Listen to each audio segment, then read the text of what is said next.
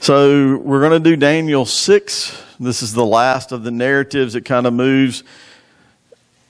Daniel's going to shift after this story. Today's Daniel in the lion's den. And so we have seen God deliver folks, Shadrach, Meshach, and Abednego. We've seen them be blessed as Daniel and the young men came and are full of wisdom and live out their faith versus eating off the king's table. We've seen Daniel be able to do dreams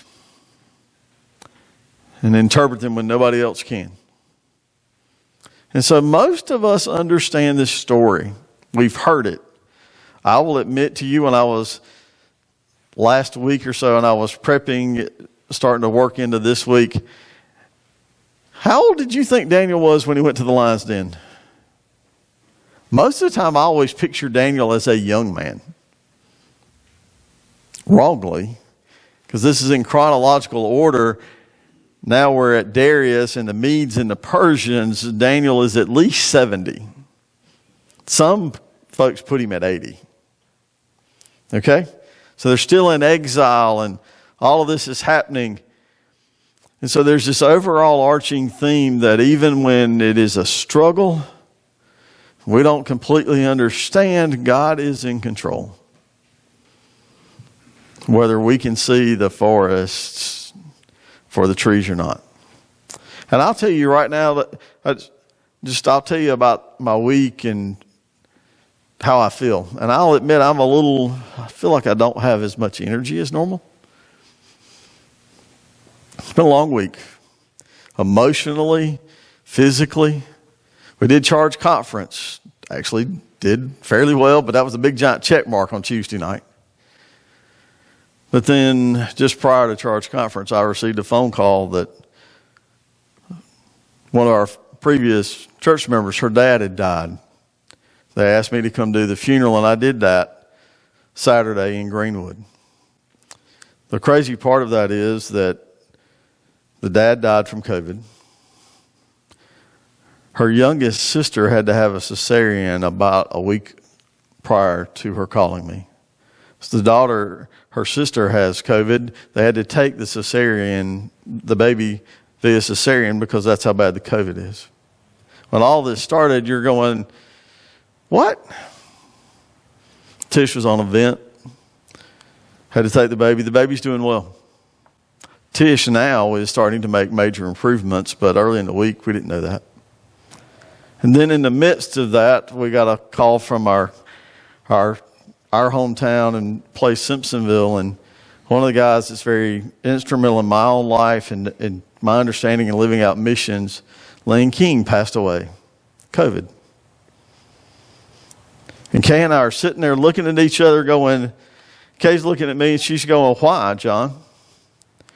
She said, why Mr. Darrell? Why Lynn? Why not me? And we can sit and, okay? And this is real for folks sitting in this room. It's real at my house. To sit and look at Trevor, which is Tish's husband, yesterday, and know the ups and downs. And no, I don't face captivity, but I am living in a world that has been changed and I am bottled up. And we all have been. And so how and where we face stuff looks different, doesn't it? Because I don't think most of us can relate, well, I don't believe the Soviet Union or China is going to come put me in captivity. But I do know that the world around me is going to put me up against everything that I believe. It's going to test me. And so in the midst of it, all of a sudden I have to ask myself, what is going on? And Daniel becomes pretty relevant to me. That I'm living in this world that is not my own, that is a challenge. And not everything that I say and do will match up with the culture around me. So let's see if we can tell the story and see how it ties up to where we are and what we're living. It tells us in the first 3 verses of Daniel chapter 6, it says, so Darius, remember right at the end last week, we saw the Persians come in and conquer Babylon. And so the Medes and the Persians are there, and the Babylonian Empire was vast. It was massive. It's now been conquered, and Darius is over this for the Medes and the Persians, and he divides up the Babylonian Empire into about 120 states. Concept idea? Okay? And over them, he set 3 governors. Daniel, who's kind of been on semi-retirement there with Nabonidus, the king that dies at the end of Daniel chapter 5. He's called back in, and now he's in favor, and it tells us that Daniel is highly blessed over the spots that he is ruling, because those 120 report back to the 3, and they're divided among them, that Daniel's section is going great. The other 2 sections still have issues. And so Darius is going to make Daniel over all of them. He's out all 120, and then it's called the satraps would report to Daniel. It says that he is blessed by God when we look at verses 1 through 3. Now, none of us have ever been in the corporate world where there might be some jealousy when somebody else gets promoted and we don't. None of us have ever seen where everybody wanted the promotion, and so we're not overly excited when it's not our name. Might have been in that spot in my life in the corporate world. Yep, I was there. And so all of a sudden, at least the 2 guys who don't get promoted, they start talking back to these other people. And it's like, so now, how can we get rid of Daniel? And Richard, it's amazing to me. They start talking among themselves, and they go, he's not running around. He's not stealing from the king. There's nothing that we can find on Daniel. There's no little dirty secret. There's no whispering in the corner. Now, there's a reason I would never run for politics. Because they will find everything you've got over in the corner. They will find the stuff that you don't tell, that you thought you had not told anybody, and it will come into the light. And I know what's in the corners. I know what's in the spot that we don't dust, right? Or if any of y'all never move the couch and all of a sudden you move it and you know what's under it and you're like, how did this get here? And they're like, we cannot find a thing. And then I can't remember what verse it is. Oh, it's verse 5.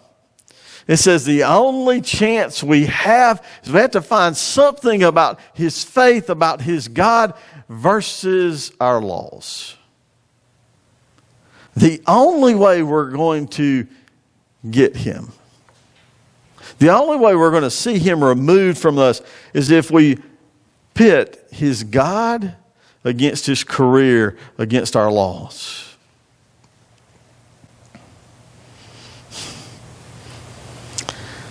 And the first thing we need to always remember is, and Daniel's about to find this out, is if we are going to be faithful Christians, sooner or later we're going to have to choose about the things that we do versus the things that the world say are okay.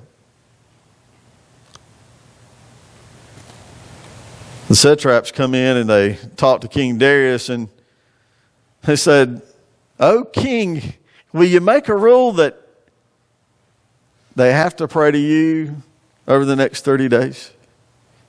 And if they don't, then let them be thrown into the lion's den." Darius seems to be, throughout history, seems to be smart. I don't understand what seems to be a trap. But Darius says, okay. And it's put into law. Now, the one thing is about the Medes and Persians, once he's put it through this kind of royal decree and put his stamp on it, his seal, he can't change it. Okay? He can't back up from it. So all of a sudden, the trick is laid out. And we're going to have to choose in our own lives sometimes about what we follow, what we don't. I want you to listen at what the psalmist says in Psalms 19 about trying to follow God's law. This is verses 7 through 11. It says, "The law of the Lord is perfect. It is refreshing to the soul. The statutes of the Lord are trustworthy, that making the wise the simple." They're trustworthy. It says the precepts of the Lord are right. They give joy to the heart. Yeah, my mother thought math rules gave joy to the heart too. She probably still does. I hope she's not watching. The commands of the Lord are radiant. They give light to the eyes. They let us see in the darkness when we cannot see. It says the fear of the Lord is pure, enduring forever. The decrees of the Lord, they are firm, and all of them are righteous. And they are more precious than gold. They are more pure than gold. For those of you that maybe money doesn't speak to you and you're more on the culinary side, it says they are sweeter than honey, than the honey from the honeycomb. And by them your servant is warned. In keeping them there is great reward. You know, we talked about in our Pillars sermon series about how growing people are supposed to be people who are changing. Because when we are ever trying to grow in our understanding and in our faith, we are going to be changing. We are going to be growing to look more like Christ today than we did yesterday or the day before. Because it's interesting to me when you start to read verse 10. So Daniel now knows the decree's out. He's smart enough to remember what happened to Shadrach, Meshach, and Abednego. And then it says, in the RSV, it says, and he continued to pray. I'll read you this is verse 10 out of the NIV. It says, now when Daniel learned that the decree had been published, he went home to his upstairs room, where the windows opened toward Jerusalem. 3 times a day he got down on his knees and prayed, giving thanks to God, just as he had before. This was no new revelation for Daniel. I don't know that he went defiantly and slung the windows open. It said the windows opened toward Jerusalem. It would have been very normal for them to point in that direction and to pray in that direction. It says that he had been doing this regularly. He had a regular time where he was trying to meet with God so that in the midst of all of this that he could walk with him. I don't know. He probably knew the set traps were watching him. I always like to think that he looked out the window and said, hey, I'm about to pray, y'all. I don't know. He might have just got down on his knees. He might not have been as sarcastic as I am.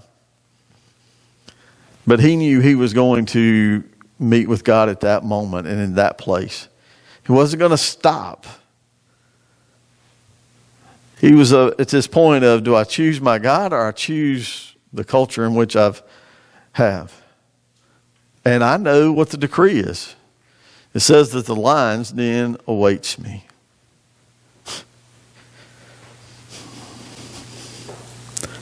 Man, I'm amazed at when all of a sudden I start to think about that and I see how this plays out. And I know that regular time, that regular place of meeting with God, that spot prepares him for these next verses. That spot prepares us when we don't understand why me or why somebody else died and why I didn't. The question Kay and I were looking at and answering ourselves this week. When I regularly meet with God, helps me understand that I can walk in the midst of whatever crisis is in front of me. Maybe it's a health concern. Maybe it's my children. Maybe it's financial. Maybe it's emotional. But when I regularly meet with God, it prepares me for all of those things.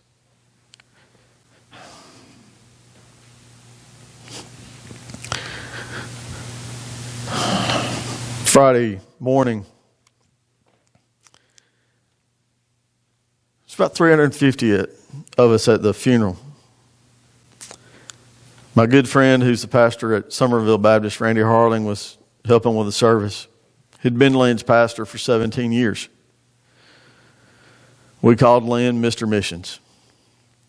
He'd been doing missions since the early 90s. He was a great electrician. He was about 5'2". He was a small man. And they were big shoes. Randy looked around the room and he said, I want you to stand up if you ever went on a mission trip with Lynn King. Over half the people in that place stood up. Just shy of 200 people. Those are the ones that were in attendance yesterday or Friday. And it's in the midst of those stories of my own call to ministry is Alpha Mission Trip. And the only way Lynn could ever have been the missionary he was for this little rural country boy out of Simpsonville was because he regularly met with God and prayed. And it's out of the midst of that people got to see his Jesus. When we are in that regular spot where we are meeting with God on that regular basis, we can face whatever is in front of us. And then people will see our Jesus. They will not only see a God who is able, but they will see a God who is faithful, even if it doesn't turn out perfect. Because that spot is where we grow. That spot is where God starts changing our hearts. Verse 11, it starts to tell us that the satraps are overjoyed. They run to King Darius. They say, King Darius, didn't you write a decree? Yeah, y'all convinced me to write it. We wrote it. Can you imagine? They go, well, these people saw Daniel. What's behind curtain number 1? And Darius realizes the trap has been sprung. And they go, but King, you cannot go back. A Persian king can't go back. You put your seal on it. If you think back about chapter 3, it's when the satraps come in front of, why does his name go? Nebuchadnezzar. Nebuchadnezzar is into rage. What's interesting about this part, it says that Darius is upset. He calls in Daniel and he says, Daniel, did you? Yep, I did. There's no fussing, any of that. Darius is not in a rage. He orders Daniel into the lion's den. But it then tells us that he goes into fasting and he goes into praying, that he didn't sleep all night.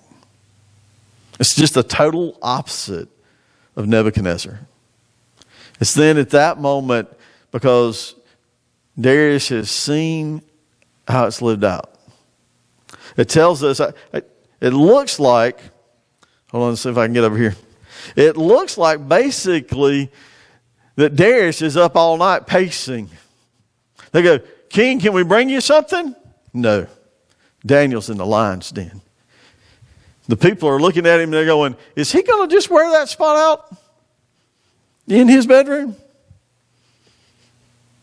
They come in and they ask, King, can we get you something else? He says, is the sun up yet? The scriptures literally show us his angst as he waits for Daniel.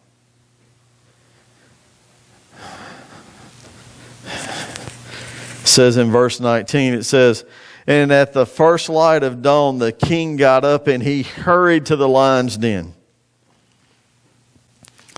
It's about like sitting in a deer stand and waiting on the sun to come up.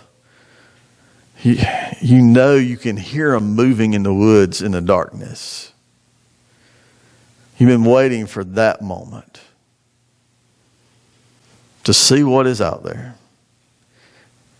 That's kind of an exciting moment, but Darius has been waiting on the sun to just barely peek into the sky so that he could hurry, scurry, run toward the lion's den.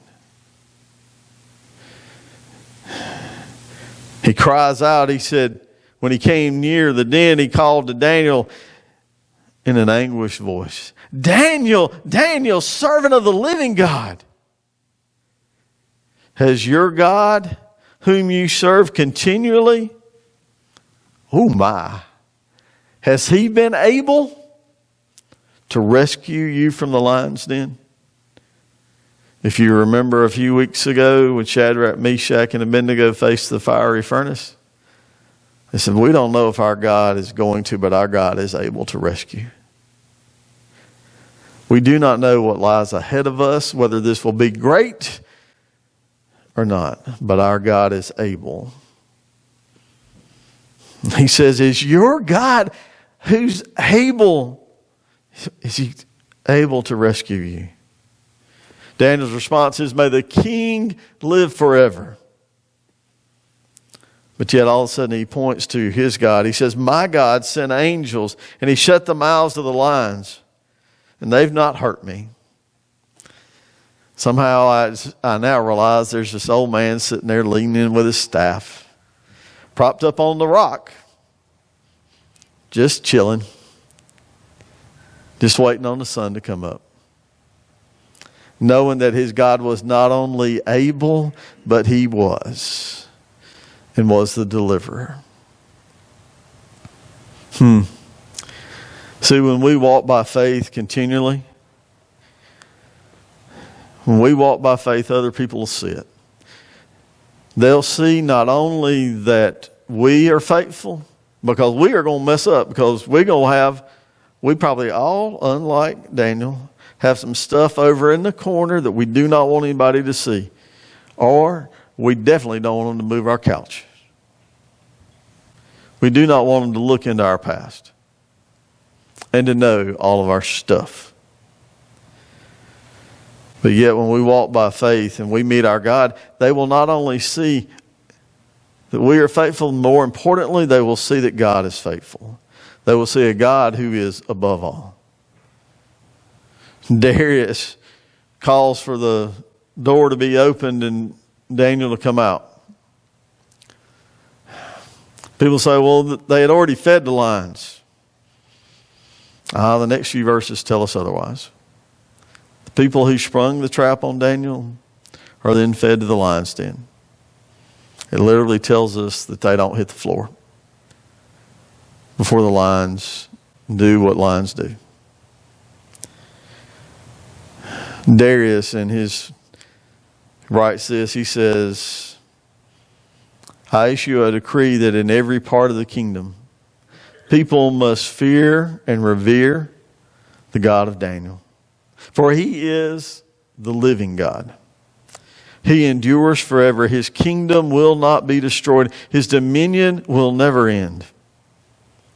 He rescues and he saves. He performs signs and wonders in the heavens and on earth. He's rescued Daniel from the powers of the lions." It tells us that Daniel stays in his spot over the Medes and the Persians and is blessed. Sounds a lot like Joseph. All in captivity. In that piece, you can never forget that God is faithful. But I am always struck that how he faced that which was daunting was because he regularly met with God. And it is from that spot that Darius sees Jehovah. And it says, and he rescues and he saves. Advent's coming. The hope of the world. The baby brought forth. The one who will rescue and save us. When we are faithful to our God and we walk in that light, then people get to see a God who is able and faithful to rescue and save us all because of Jesus. Let me pray for you today. Lord, no matter where we are in our day, help us to find that moment to take a regular time to meet with you so that we may walk with you. And that it won't just be a few words on a Sunday morning, but it might be something that moves us each day, each moment. Help us to live in that spot. Help us to be faithful, always, to walk with you. Because, Lord, I know you are going to be faithful to the end. Amen.